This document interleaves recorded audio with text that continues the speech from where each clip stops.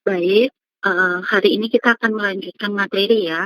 Ini masih masuk bab 5, yaitu setelah kita udah belajar tentang natalitas, mortalitas, migrasi, kemudian kita akan melanjutkan materi mengenai sumber data kependudukan. Ini merupakan materi ya untuk kalian refreshing. Dari kemarin kan kalian ngitung terus ya. Nah, sekarang kita akan belajar tentang hafalan, pemahaman, analisa, dan lain sebagainya. Judul materi pada pembelajaran hari ini adalah mengenai sumber data kependudukan. Apa sih sumber data kependudukan?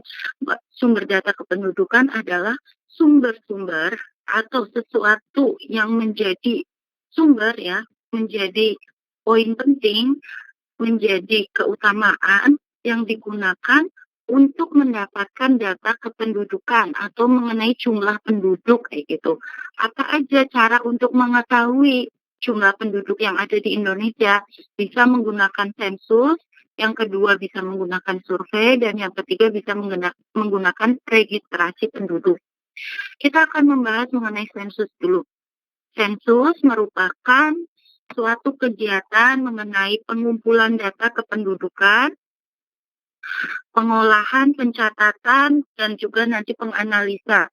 Ya, sebenarnya bukan hanya terkait dengan data demografi saja atau data mengenai kelahiran, kematian, dan migrasi, tetapi sensus ini juga meliputi mengenai data ekonomi dan sosial masyarakat.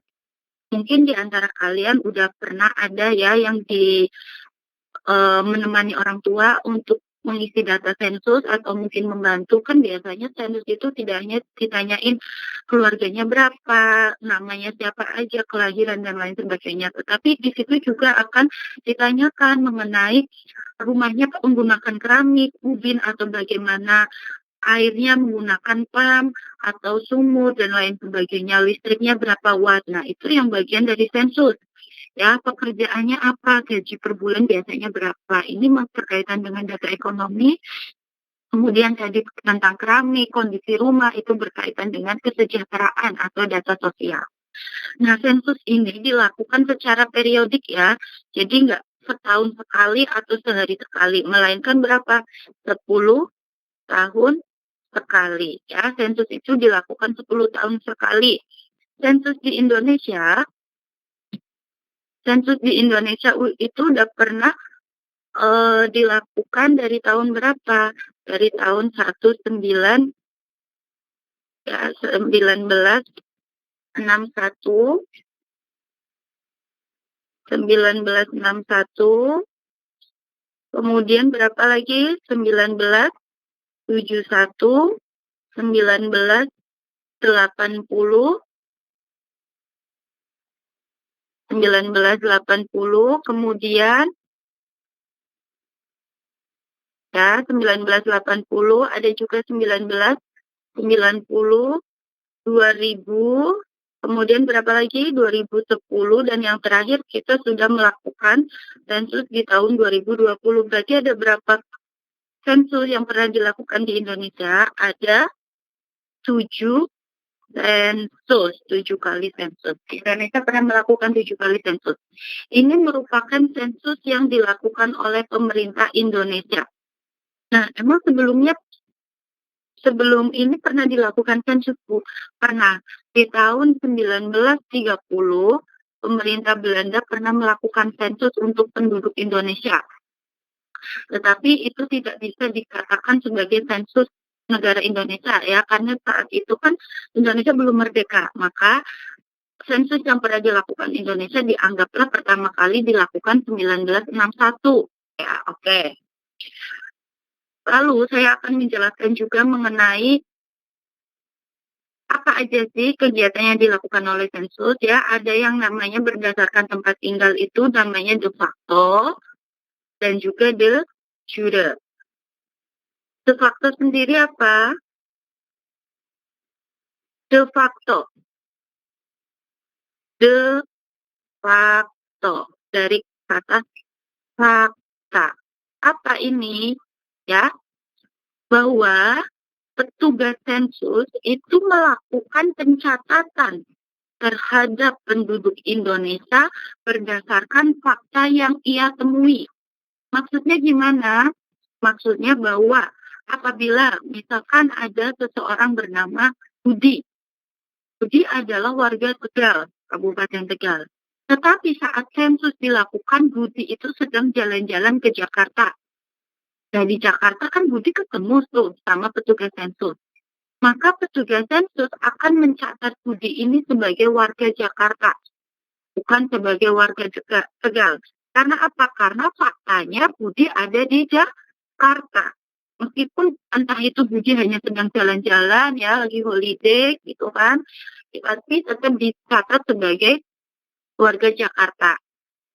Kemudian yang berdasarkan de jure ini apa? Jure ini artinya sebagai hukum ya atau legal. Berarti sensus ini berdasarkan apa? Sesuatu atau identitas yang dianggap legal menurut hukum yang ada di Indonesia. Berarti apa? Berdasarkan apa? KTP. Betul ya, berdasarkan KTP.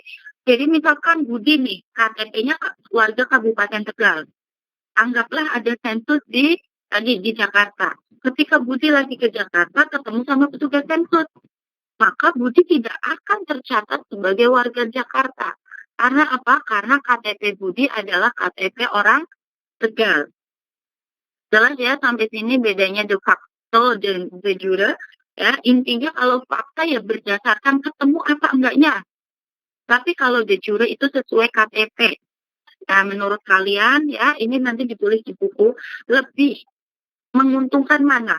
Antara de facto atau de jure ya bagi kegiatan sensus di Indonesia. Yang kedua, akan saya bahas juga sensus yang berdasarkan metodenya. Oke, ini ya, ada metodenya. Yaitu apa? Satu, ada metode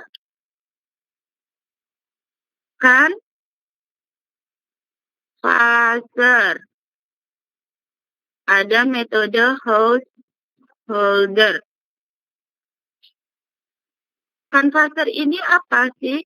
Ini adalah metode sensus yang mana petugas atau petugas sensus ini datang ke rumah para penduduk. Ya. Jadi petugasnya datang ke rumah penduduk, kemudian bertanya ke para penduduk, di rumah itu ada berapa anggota keluarga, bagaimana kondisi rumahnya, bagaimana pekerjaannya, dan lain sebagainya. Sedangkan kalau householder ini berarti apa? Ini kebalikannya. Kebalikan apa? Bahwa householder, house itu kan rumah ya, hold itu juga sebagai ini. Kamu pakai kata kunci hostnya aja. Host apa sih? Anggaplah kepala keluarga ini yang mengisi data sensus.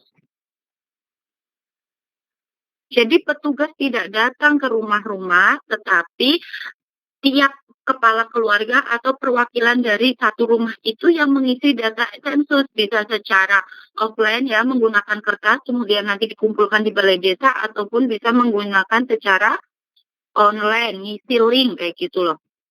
Nah, oke. Kemudian kamu nanti juga cari tahu apakah di Indonesia menggunakan metode Canvasser atau householder ya.